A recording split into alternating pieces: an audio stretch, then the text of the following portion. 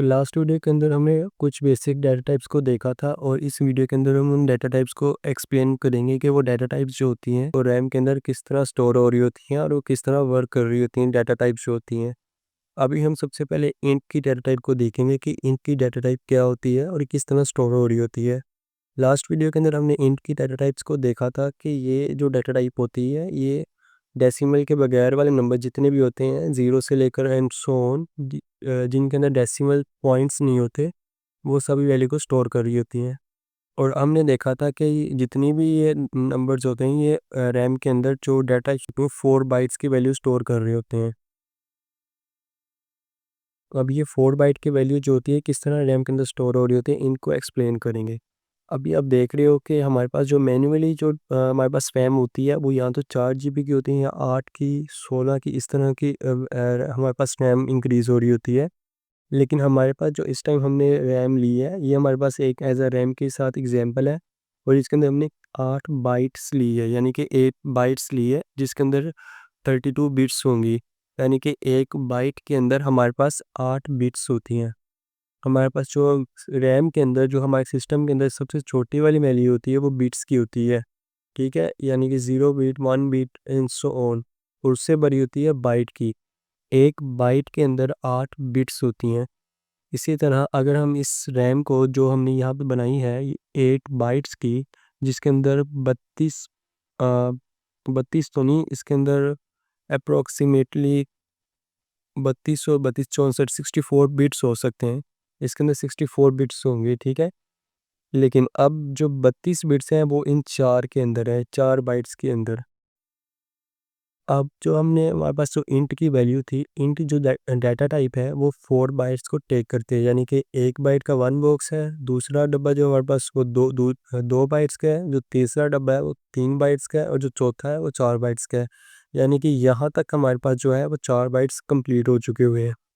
अब अब जो हमारे पास 10 नंबर था जो कि हमने एक इंट की डाटा टाइप में ए के अंदर स्टोर करवाया था, अब ये जो 4 डब्बे हैं ये ए के इक्वल हो गए हुए हैं।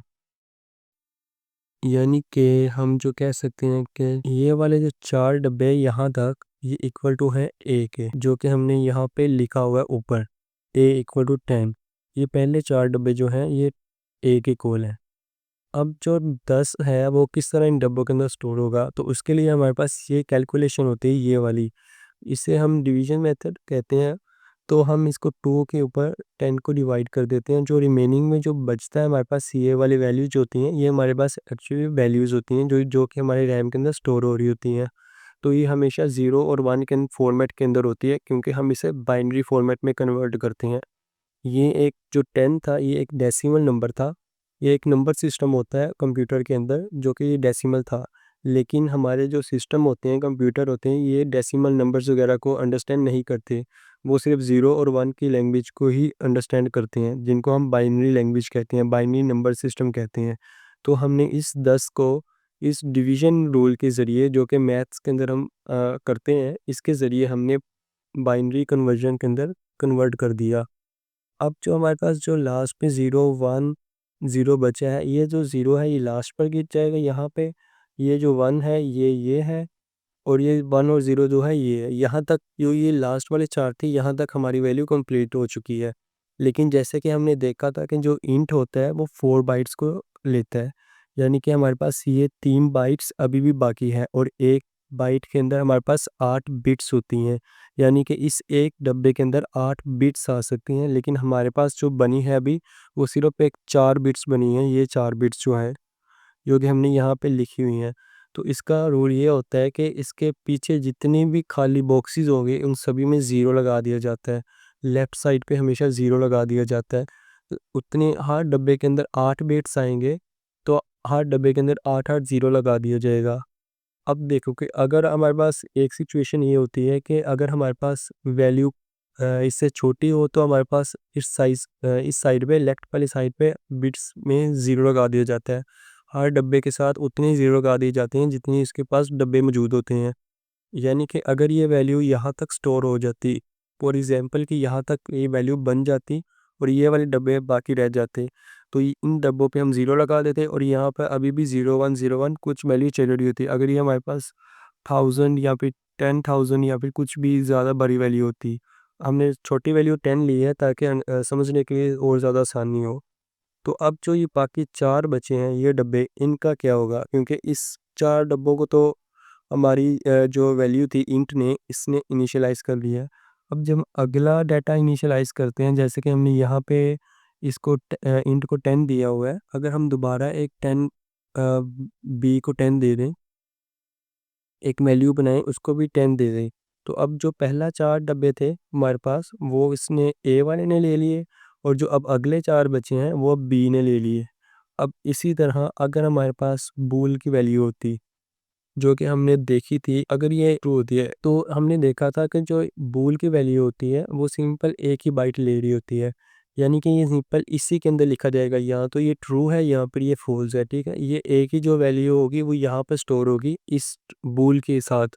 बूल की जो वैल्यू होती है वो या तो ट्रू होती है या फिर फॉल्स होती है। इसी तरह हमारे पास जो फ्लोट का था, जिसके अंदर भी हमने देखा था कि वो 4 बाइट्स को ही ले रहा होता है, वो 4 बाइट्स भी इसी तरह ही लेगा कि अब बूल की फ्लोट की वैल्यू होगी वो भी इसके अंदर स्टोर हो रही होगी। अब वो 4 बाइट भी इसी तरह ही कन्वर्ट हो रही होंगी, वहाँ पे ज़ी पॉइंट कोई भी वैल्यू पॉइंट के बाद 0 या फिर समथिंग कुछ भी होगा वो सारा कैलकुलेट किया जाएगा। कैलकुलेट करने के बाद इसी इसी फॉर्मेट के अंदर, जो ये फॉर्मेट है, इसी फॉर्मेट के अंदर अपने अगले वाली 4 बाइट्स को ले लेगा। इस तरह हमारे पास जो करैक्टर होता है, अब करैक्टर भी जो होता है ये भी सिंपल एक ही वैल्यू को ले रहा होता है। एक ही इसकी भी जो स्टोर करने का पावर होती है वो भी सिंपल एक ही होती है, ये सिंपल एक ही। अब ये जो ए है ये इसको 6 को डिनोट करेगा और इसके अंदर सिंपल 2 को रख देगा, इसके अलावा और कुछ भी नहीं करेगा। तो होपफुली कि ये वीडियो आपको समझ आई होगी कि ओवरऑल जो कॉन्सेप्ट था वो मैं दोबारा रिपीट कर देता हूँ कि हमारे पास जो इंट होता है वो 4 बाइट्स को लेता है, हमने 4 बाइट्स दे दी है। अब इंट जो है, एक 10 जो है वो एक डेसिमल नंबर है, यानी कि वो डेसिमल नंबर है जिसकी बेस 10 होती है। ये एक नंबर सिस्टम होता है हमारे कंप्यूटर के अंदर। हम जो हमारे कंप्यूटर होता है वो 0-1 की लैंग्वेज को समझता है। हमने इसको डिवाइड करना है डिवीजन रूल के ज़रिए, हमने इसको 0-1 के अंदर कन्वर्ट करना होता है। कन्वर्ट करने के बाद जो हमारे पास वैल्यूज़ बचती हैं ये लास्ट पर आ जाती हैं, और इसके बाद जितने भी बॉक्सेस बचते हैं वहाँ पे 0 लगा दिया जाता है।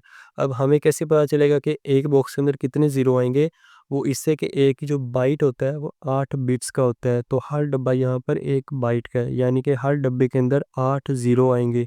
अगर 8 ज़ीरो नहीं है तो जितनी वैल्यू होगी वो आएँगे, और उसके बाद जितनी रिमेनिंग उसके डिजिट्स बचेंगे वहाँ पे 0 लगा दिया जाएगा। और जो पूल होता है वो एक ही चीज़ को स्टोर कर रहा होता है, एक ही बाइट का होता है, तो एक ही जगह पे स्टोर होगा, या तो वो ट्रू होगा या फिर वो फ़ॉल्स होगा।